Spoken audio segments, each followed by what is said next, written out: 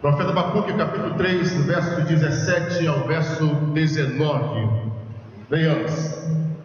Ainda que a figueira não floresça, nem haja fruto na vide, o produto da oliveira minta, e os campos não produzam mantimento, as ovelhas sejam arrebatadas do aprisco, e nos currais não haja gado, todavia eu me alegro no Senhor, exulto no Deus da minha salvação.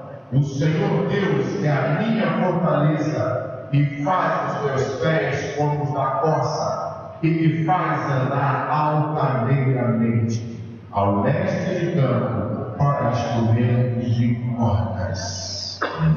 Deus seja louvado, Deus fale aos nossos corações, que a sua palavra seja também aplicada nossa mente nesta noite para o louvor da sua glória. Na semana passada, nós discorremos sobre o tema Quando não desejo Deus. Quando não desejo Deus. E a partir dessa temática, quando não desejo Deus, lemos dois versos. O primeiro deles, na primeira epístola de Paulo aos Coríntios, e o outro na epístola de Paulo aos Filipenses, capítulo 1, verso 25 e também no verso 26. Naquela ocasião, vimos as consequências de quando não desejamos Deus. Listamos algumas delas, eu creio que você conseguiu entender. Por exemplo, quando nós não desejamos Deus, nós vimos que nós perdemos o desejo de ler a palavra do Senhor, nós perdemos o desejo da comunhão dos nossos irmãos e também de amigos, nós também perdemos o desejo de estarmos na casa do Senhor. E aí, como consequência desses três pontos de que nós perdemos, vimos que o que nos resta então, quando a pessoa perde esse desejo de estar na casa de Deus, de ler a sua palavra e de estar também em comunhão com os irmãos, o que lhe resta então é partir. E nós vimos que o apóstolo Paulo, ele nos mostrou nos três versículos lidos, que ele, o ministro de Deus, a sua função era trabalhar para que a alegria do povo de Deus não se perdesse. Eu disse também a vocês que o cristão, quando ele vem para a casa de Deus, ele precisa demonstrar esta alegria. Eu disse que nós deveríamos ter ali na porta alguém, até para evitar que algumas pessoas entrassem para o templo do Senhor empurradas, com a cara amarrada, que não desse um bom dia, boa tarde, boa noite, mas que pelo menos desse um sorriso. Eu usei até como exemplo o irmão lá de Queimados, e depois no final do culto o irmão Antônio disse o nome dele, eu já talvez esqueci, e naquela brincadeira dele: pastor, posso lhe pedir só um pequeno favor? Eu disse: pode dar, meu irmão, o senhor pode dar só um pedacinho assim do seu sorriso? E é difícil a pessoa não sorrir, mas de que ele faz, né? Então nós vimos que a alegria, ela é fator primordial, mas há momentos na vida que esta alegria, ela desaparece. Hoje, tomando como base o texto de Abacuque 3, de 17 a 19, vamos falar então sobre o tema quando as circunstância me leva a não desejar Deus. Então esse é o tema de hoje. Quando a circunstância me leva a não desejar Deus. Mas antes de nós entrar nessa temática, é necessário desenvolvermos um pouco para entendermos a questão deste livro, quem foi Abacuque, por que ele escreveu, qual o objetivo que ele tinha em mente e o que ele esperava alcançar, para que possamos então entender ao longo dessa exposição bíblica essa temática, quando a circunstância me leva a não desejar Deus. Desde antes de mais nada, dizer uma verdade: é possível que já passou na sua mente este desejo esta vontade de não mais querer servir ao Senhor, de não mais desejar ao Senhor, de querer partir, de ir para bem longe, de abandonar tudo e todos. O profeta Abacuque, ele pregou mais ou menos há mais de 2.600 anos. Há um tempo bem assim que a gente pode considerar. Mas a sua mensagem, olhando assim, pastor, um texto que já pregou há mais de 2.600 anos, é um texto completamente caduco, um texto ultrapassado, um texto que não tem nada a ver com os dias de hoje. Mas antes que possamos já desqualificar esse servo de Deus, nós precisamos entender a sua mensagem. A mensagem do livro de Abacuque fala de julgamento de Deus. É o Deus que se levanta para julgar o inimigo que até então estava oprimindo o povo de Judá. Os homens, eu posso dizer para vocês que eles podem escapar dos julgamentos atuais, mas dificilmente eles vão escapar do julgamento de Deus.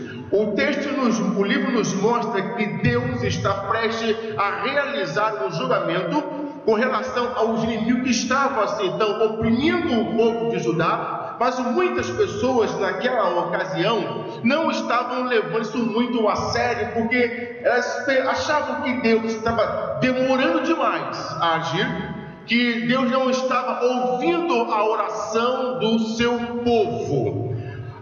Abacuque, ele quer nos mostrar que na época em que ele escreveu esse livro, o contexto da época não é tão diferente quanto o contexto atual. Ou, por exemplo, na época que ele escreveu esse livro, a violência campeava a porta.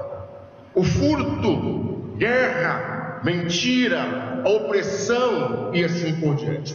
Então, olhando bem esse livro de Abacuque, você percebe que ele, embora bem antigo, mas ele é atual. Ele mexe com problemas que você e eu estamos enfrentando, que já vimos ou vemos diariamente na televisão ou lemos nos jornais. Nessa mensagem desse livro, o que ele quer fazer? Ele quer abraçar este povo. E na verdade, o nome Abacuque significa abraço. A ideia é que ele quer abraçar o povo de Judá, que estava sofrendo, e ele, como um servo de Deus, ele queria saber da parte de Deus o que estava acontecendo, e por não ver até o momento nenhuma resposta de Deus para a situação, ele vai sentir as mesmas dores do povo, ele vai tentar entrar no meio daquele povo e tentar sentir o que o povo estava sentindo, mas ele quer ir um pouco mais além, ele quer abraçar esse povo, como um pai, ele abraça os filhos, como alguém que dá a outra pessoa um abraço gostoso e sem palavras para poder confortar numa situação difícil que Judá estava passando. Abacuque, ele queria fazer isto. Abacuque, ele foi um profeta diferente dos demais que nós conhecemos e até também da função que eles desempenhavam. Por exemplo, o profeta, ele tem a função de falar da parte de Deus para as pessoas. Deus lhe dá uma mensagem, ele vai e fala para o povo sem aumentar ou diminuir aquela mensagem. Abacuque, ele já é um pouco diferente. Ele quer conversar com Deus, ele quer dialogar com Deus, ele quer bater um papo com Deus para que Deus lhe explique o porquê de tal situação, para que assim então ele possa consolar o povo mediante as palavras que ele passa a ouvir do próprio Deus. Então, ou seja, ele inverte praticamente aí o papel como profeta de Deus. E nessa conversa com Deus, que Abacuque, ele foi um homem de muita oração. Se você pegar aqui no início do capítulo 3 de Abacuque, você vai ver que Abacuque, o texto começa aí no versículo 1 dizendo: oração do profeta Abacuque sob a forma de canto. Ele começa esse capítulo 3 numa oração que ela é feita em forma de canto. Ele ora para que Deus então venha avivar a obra no decorrer do tempo. Ele ora para que Deus manifeste a sua graça, a sua bondade, o seu amor no meio do seu povo. Ele ora para que Deus não só ele envie o avivamento para o seu povo, mas no tempo certo. Isso nos mostra que avivamento não é invenção da igreja. Igreja nenhuma planeja avivamento. Avivamento é tão somente obra do Espírito Santo de Deus. Eu não posso marcar aqui em Nova Iguaçu, como por exemplo, olha, semana que vem teremos aqui um culto de avivamento. Nós vamos orar para que Deus derrame então a sua glória em nosso meio. Eu não posso marcar esse tipo de culto, porque isso é ato livre da exclusiva graça de Deus. O avivamento Deus derrama na sua igreja à medida que ela precisa e assim por diante. Outra coisa que deixou também o profeta alarmado, ele disse: tenho ouvido, Senhor, a tua obra. Isso me tem deixado alarmado. Era um profeta que estava sempre atento a tudo quanto estava acontecendo ao seu redor. Portanto, eu diria também a vocês que era um profeta atualizado, servo de Deus que estava antenado com as coisas que até então estavam acontecendo nesta época. Mas algo que nos chama atenção é que o estilo de Abacuque choca muitas pessoas, porque ele fala mais com Deus do que com os homens. Foge, eu disse um pouquinho, a regra. O profeta tem que falar mais com as pessoas. Ouve Deus e fala com as pessoas. Abacuque passa a maior parte do tempo conversando com Deus, porque ele quer entender, ele quer saber o porquê que a situação chegou a esse ponto. Ele quer obter do próprio Deus uma resposta e quer saber quando é que Deus vai julgar a causa do seu povo e também vai julgar Nabucodonosor, que cercou totalmente Jerusalém, e o povo pensou que Deus não iria fazer praticamente nada. Então é um homem que Deus escolheu com uma função específica, um profeta de oração, mas um homem que passou a maior parte de sua vida conversando com Deus para tentar entender a situação. No capítulo 3, temos aí o cântico do profeta Abacuque. Ele começa com esse cântico. No meio da oração também desse capítulo você vai encontrar um pouco de choro e também um pouco de louvor. Este profeta quer nos mostrar que é possível, vejam bem, é possível sair do espaço do temor, da dúvida para a fé. É possível sair do espaço do temor, da dúvida para a fé. Ou seja, ele quer mostrar para o povo de Judá que Deus, que vem de Temã, está agindo. E muitos estavam duvidando da ação do próprio Deus na história, se Deus iria ou não intervir, se Deus iria ou não fazer alguma coisa com Nabucodonosor. E Abacuque quer mostrar para o povo esse ponto que é possível sim sair desse espaço do temor, da dúvida para a fé. A teologia de Abacuque, ela procura mostrar que todo pecado será punido. Deus não deixa passar nada despercebido. Seja, Judá, por mais que você pense que Deus não está agindo, por mais que você pense que Deus não está vendo a opressão do inimigo, lembre-se que no tempo certo Deus vai agir. Deus vai fazer algo, Deus vai livrar o seu povo, Deus vai manifestar o seu perdão e também a sua graça para aquele que necessita. Quando a circunstância me leva a não desejar Deus, Esse é o tema desta noite, uma vez que conseguimos assim então, em breves palavras, traçar para vocês algumas ideias desse livro de Abacuque, conhecendo também este grande servo de Deus.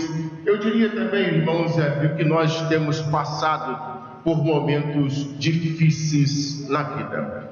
E, lamentavelmente, algumas pessoas não têm conseguido superar a crise que até então elas vêm enfrentando. O povo de Judá, segundo a narrativa de Abacuque, estava passando por um momento de crise. E este profeta, ele quer mostrar para o povo que tudo isso é passageiro. Ou seja, a crise que você está passando, ela é passageira. A dor que você está sentindo, ela é passageira. A rejeição que você está sentindo, ele quer mostrar também que ela é passageira. Mas ele procura mostrar que para que a pessoa possa entender a ação de Deus na história, diz ele que é preciso a pessoa ter fé e confiar em Deus e ver a situação como oportunidade. Ver o momento que está passando, não como algo completamente fora do comum, mas como oportunidade. Que, aliás, a crise para o chinês significa oportunidade, porque na crise a pessoa precisa aprender a criar, ser criativa. Então, ou seja, ele quer mostrar para esse povo que Deus, por mais que pareça estar calado, por mais que pareça estar completamente ausente a situação que o povo está enfrentando, Deus está agindo. O que acontece, irmãos e amigos, é que muitas vezes nós não percebemos isto. Nós não percebemos o agir de Deus. Nós não percebemos Deus agindo nas mínimas coisas desse grande, vasto universo que Ele criou com as suas mãos poderosas.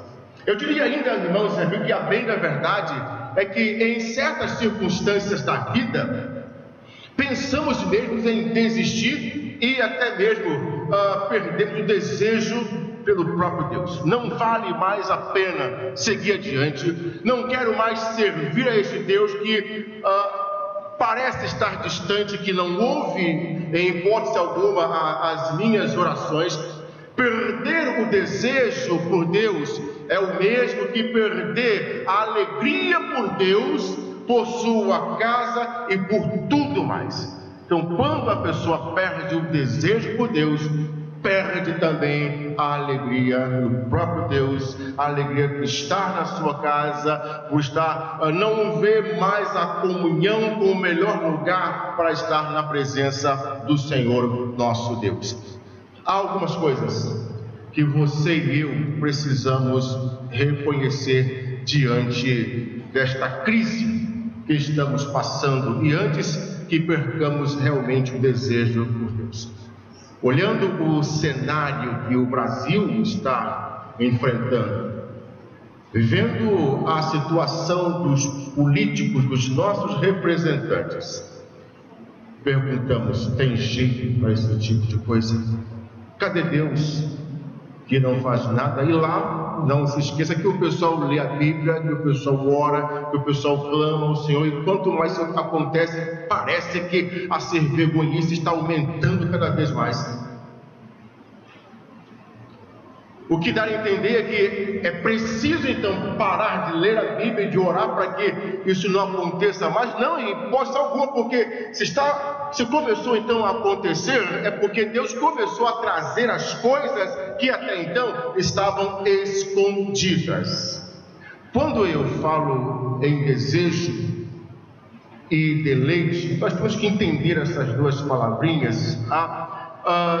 Desejo é aquilo que experimentamos quando o que satisfaz não está só no presente, mas esperamos pelo que há de vir.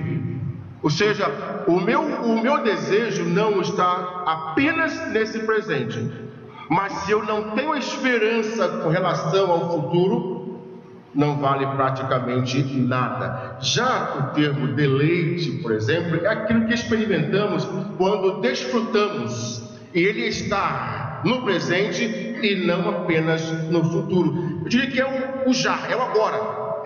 O desejo é o agora, mas o ainda não. Eu desfruto de algumas coisas, mas não total, mas não completamente. Eu preciso esperar em Deus, aguardar em Deus, para que no tempo certo isso então possa acontecer. Três coisas que você e eu precisamos entender ante a temática quando a circunstância me leva a não desejar Deus. Três coisas que você e eu precisamos entender. Primeiro, é humanamente impossível se alegrar em Deus quando não temos nada. É humanamente impossível se alegrar em Deus quando não temos nada. Se você ver uma pessoa que não tem nada alegre, você até pode dizer: essa pessoa é maluca. Eu guardei em casa uma foto de uma pessoa, uma senhora que estava varrendo rua, mas a foto só pegou ela pelas costas, está assim na camisa. A minha suficiência vem de Deus, e ela vai indo rua. A minha suficiência vem de Deus. A minha confiança, ela vem de Deus. Mas, irmãos e amigos, sejamos sinceros. É humanamente impossível se alegrar em Deus quando não temos nada. Não temos nada. Se eu não tenho nada, eu não tenho motivo de alegria. Se eu não tenho como pagar as minhas contas, eu não tenho como me alegrar. Se eu não tenho alimento em casa, eu não tenho como me alegrar no Senhor. Se todos estão doentes na família, eu não tenho como me alegrar no Senhor. Portanto, é humanamente possível se alegrar em Deus quando não temos nada. Guarde bem esse ponto. Segundo, quando tudo o que sustenta a vida humana e toda a felicidade terrena são tirados, Deus será a nossa alegria. Quando tudo que sustenta a vida humana e toda a felicidade terrena são tirados, Deus será a nossa alegria. Aliás, isso tem que ser em nossas vidas uma grande verdade. Por mais que eu perca tudo, Deus continua sendo ainda o meu Deus, a razão do meu motivo. Que, aliás, isso faz com que pensemos até nos votos de casamento. Como, por exemplo, porque tudo é muito bacana, tudo é muito belo, tudo é muito lindo, ideal, quando se está na modernidade. Você promete amar a sua esposa por toda a vida? Promete, porque você olha ali, está aquela pessoa bonita, sem rugas, sem manchas, sem pé de galinhas, né? Sem nada, entendeu? Com um corpinho, como diz aí fora, né? Bonito. Então você promete. Aí vem outra parte. Você promete estar com ela ou com ele em toda e qualquer situação. Você pode perceber que já começa a haver uma espécie de um silêncio, né? Na doença, não, na alegria, estou firme com ela, né? Na alegria, na viagem, estou aí, no mercado.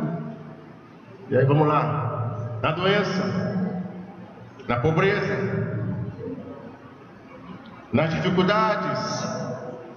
E aí a coisa começa a já mudar um pouco a tonalidade. Quando tudo o que sustenta a vida humana e toda a felicidade terrena são tirados, Deus será a nossa alegria. Por mais que você perca tudo na vida, tudo, Deus tem que continuar a ser o motivo da sua alegria. Terceira coisa, Deus, Ele é suficiente para sustentar a alegria quando tudo está perdido. Deus, Ele é suficiente para sustentar a alegria quando tudo está perdido. Isso é um milagre da graça. Deus, Ele tem que ser suficiente na sua, na minha e na nossa vida. Mas, irmãos e amigos, para não permitir que as circunstâncias nos levem a não desejarmos Deus, precisamos de um reconhecimento e de 3 atitudes. Repito, para não permitir que as circunstâncias nos levem a não desejar Deus, precisamos de um reconhecimento e de 3 atitudes. Apenas um reconhecimento e 3 atitudes na nossa vida para que a circunstância não nos leve a não desejar Deus. Um reconhecimento. Nas circunstâncias adversas da vida, Deus coloca uma canção de triunfo nos nossos lábios. Nas circunstâncias adversas da vida, Deus coloca uma canção de triunfo nos nossos lábios. E isto é um reconhecimento, isto você e eu precisamos entender. E foi justamente isso que Deus colocou nos lábios, na boca de Abacuque. Depois de refletir, de pensar tudo sobre o poder de Deus, sobre a ação de Deus, de conversar com Deus em oração, de ver que esse Deus é o Deus que vem ao seu encontro nos momentos mais difíceis da vida. Ele diz: Senhor, ainda que a figueira não floresça, nem haja fruto na vide, o produto da oliveira minta, e os campos não produzam mantimentos, e as ovelhas sejam arrebatadas do aprisco, e nos currais não haja gado, todavia eu me alegro no Senhor. Esse é o reconhecimento. Nas circunstâncias adversas da vida, Deus coloca uma canção de triunfo nos nossos lábios. Deus é aquele que vem ao nosso encontro nos momentos mais difíceis. É por isso que nós não entendemos, muitas vezes, quando uma pessoa está passando por situações difíceis, que deveria, quem sabe, praguejar, para falar mal, xingar, mas nós estamos levando ao próprio Deus, não agradecendo pelo que está passando, mas você percebe que ela é uma pessoa que reconhece a ação de Deus.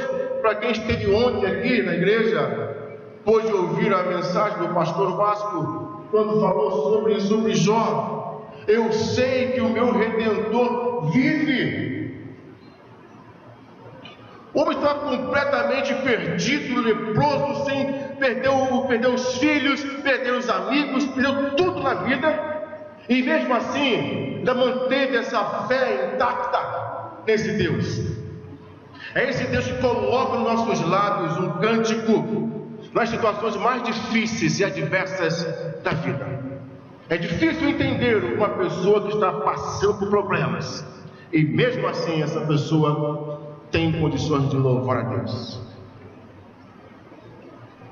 Eu já tive a oportunidade de visitar pessoas já praticamente nos últimos estágios da vida. E aí você vai visitar como pastor, com aquele sentimento, né, com o semblante caído, você chega, você fala devagar, manso, e como se a pessoa fosse uma coitada, e você não sabe o que falar, e de repente você começa, a pessoa: pastor, pode ficar tranquilo, pastor, estou em paz com meu Deus, estou em paz porque se Deus achar por bem me levar, hoje, amanhã, um dia que ele marcou, não problema, eu estou pronto para esse corpo. Eu não estou sofrendo, pastor, nada, não. Eu sei que Deus tem o melhor para mim, porque aqui nessa vida, isso é só passageiro, e saindo daqui eu vou para um lugar muito melhor. Então, pastor, não precisa estar triste não, pastor, não estou chorando não. E aí você sai de lá confortado, você vai para confortar e você sai confortado. Porque esse é o reconhecimento. Nas circunstâncias adversas da vida, Deus coloca uma canção de triunfo nos nossos lábios. 3 atitudes que Deus espera de nós. Primeira, precisamos ter uma confiança inabalável em Deus. Não importa a circunstância, nós temos que ter uma confiança inabalável em Deus. Não deu certo agora, não conseguiu o que queria. Espere em Deus. Não duvide, Deus é Deus. Deus age independentemente da nossa vontade. Deus não está preso à nossa vontade. Ele é um Deus livre. Precisamos ter essa confiança inabalável em Deus. Não desista. Pastor, você não me conhece, eu nem quero conhecer. Nem quero. Só te peço uma coisa: não desista. Mantenha a confiança inabalável em Deus. Foi justamente o que disse Abacuque: ainda que a figueira não floresça, que ela não me dê esse fruto, nem haja fruto da vide, o produto da oliveira minta. Ou seja, ele fala aqui de coisas que ele deveria usar para poder se manter, vender e assim por diante, e nos campos não produzam mantimento. Ou seja, se eu não tiver mais com quem me alimentar, se tudo secar ou se acabar, ele continua ainda, e as ovelhas sejam arrebatadas do aprisco, seja perder tudo, não ter nenhum animal, ele continua, nos currais não haja gado, nem leite, nada mais. Você não está perdido, diz ele. Todavia me alegro no Senhor. É isto que ele requer de você e eu, que precisamos ter uma confiança inabalável em Deus. Deus quer que você confie nele. Quando você começa a duvidar, meu amigo, aí está tudo errado, está tudo errado. Outra coisa, se você fica muito ansioso, ansiosa por isso, está tudo errado. Claudinho, esquece. Coloca na mão de Deus, esquece.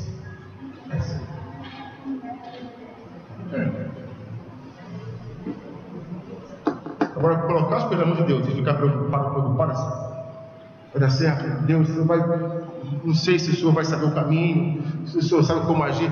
Coloque nas mãos de Deus e esquece. 3 atitudes precisamos ter: uma confiança inabalável em Deus. Segunda atitude: precisamos colocar a nossa confiança não na provisão, e sim no Deus provedor de todas as coisas. Precisamos colocar a nossa confiança não na provisão, e sim no Deus provedor de todas as coisas. Que quando você coloca a sua confiança na provisão, mas quando você coloca a sua confiança naquele Deus que tem poder para providenciar muito mais do que você possa imaginar, você vai ter tudo do bom e do melhor para a sua vida. Foi justamente isso que Abacuque disse aqui: por mais que tudo isso se acabe, eu não vou olhar a circunstância, eu não vou olhar a situação, eu vou confiar no meu Deus. Eu vou confiar nesse Deus que é capaz de me auxiliar, de suprir a minha necessidade. Portanto, precisamos colocar a nossa confiança não na provisão, e sim no Deus provedor de todas as coisas. Esse é o Deus que provê o necessário para a nossa vida. E quando Ele fecha a fonte, Ele fecha mesmo. E quando Ele fecha, ninguém abre. E quando Ele abre, ninguém fecha. Coloque a sua confiança no Deus provedor. A minha suficiência vem de Deus. A minha força vem do Senhor. A minha esperança vem do Senhor. Isso que Abacuque disse: ainda que a figueira não floresça, ainda que não haja fruto na vide, ainda que o produto da oliveira minta, ainda que os campos não produzam mantimento, ainda que as ovelhas sejam arrebatadas do aprisco, ainda que os currais não haja mais gado, eu vou confiar no Senhor, porque a minha confiança não está nos bens materiais, mas está em Deus. Muitas vezes nós estamos decepcionados porque colocamos a nossa confiança nos bens materiais e nas pessoas. Nós temos que tirar nossas coisas e colocá-las tão somente em Deus, na sua palavra. Precisamos colocar a nossa confiança não na provisão, e sim no Deus provedor de todas as coisas. Esse verso 17 de Abacuque descreve uma crise terrível. Ou seja, se nada sobrar, continue confiando em Deus, pois Ele é a razão da sua existência, da nossa existência. Se nada sobrar, continue confiando em Deus. Uma atitude, um reconhecimento. Nas circunstâncias adversas da vida, Deus coloca um cântico de louvor nos nossos lábios. 3 atitudes. Precisamos ter uma confiança inabalável em Deus. Precisamos colocar a nossa confiança não na provisão, mas sim no Deus provedor de todas as coisas. E a terceira e última atitude: precisamos reconhecer que Deus é a nossa fortaleza diante da insegurança da vida. Reconheça que Deus é a sua fortaleza diante da insegurança da vida. Todavia, eu me alegro no Senhor, exulto no Deus da minha salvação. O Senhor Deus é a minha fortaleza e faz os meus pés como da corça e me faz andar altaneiramente. Aqui esse verso nos traz algumas verdades sobre essa situação de reconhecer Deus como nossa fortaleza. Em meio aos problemas da vida, não fuja para qualquer lugar. Fuja para Deus. O Senhor Deus está conosco. O Deus de Jacó é o nosso refúgio. Ele é a turma, Ele é a fortaleza, Ele é o socorro bem presente no dia do adverso.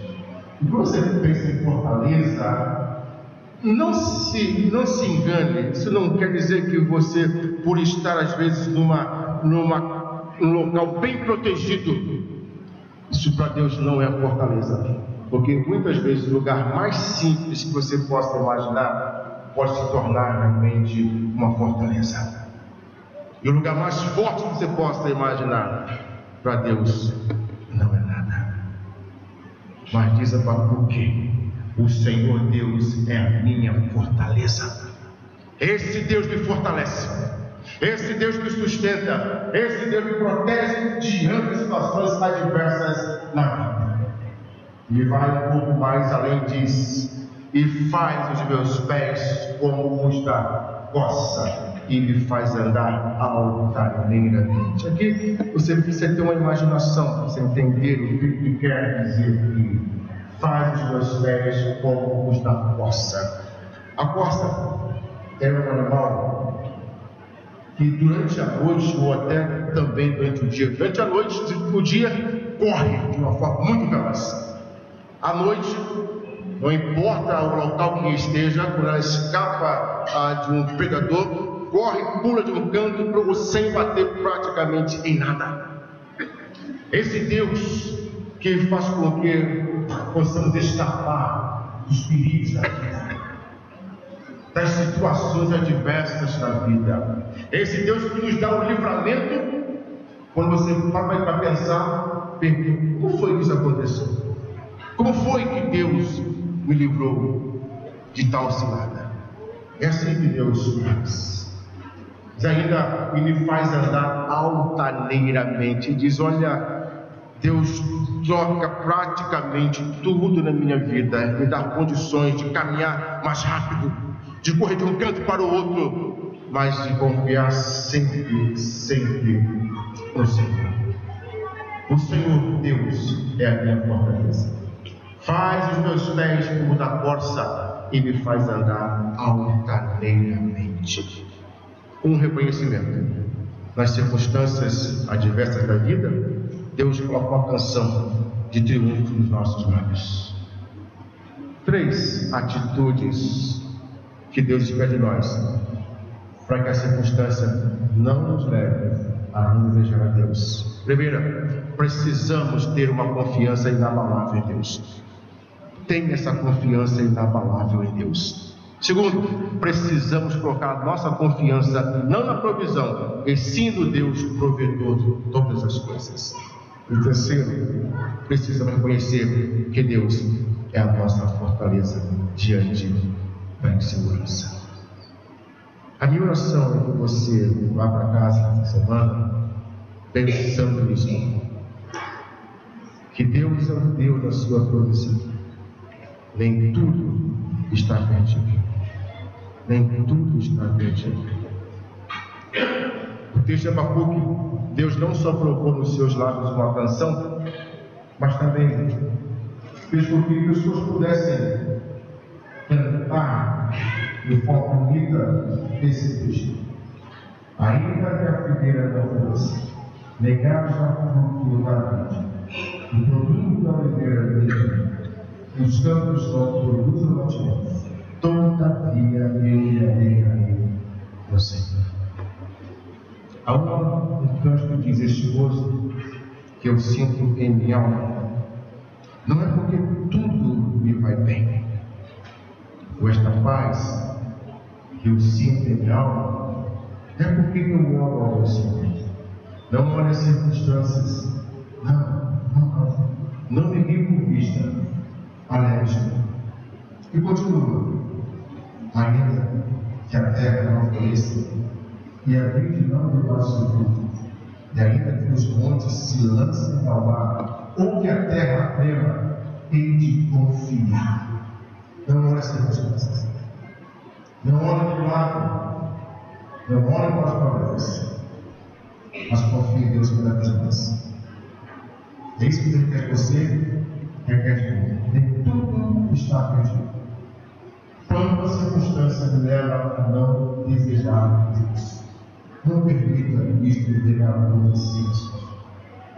Deus ajude que coloque sempre nos seus lábios uma canção de louvor para a sua honra e para a sua glória.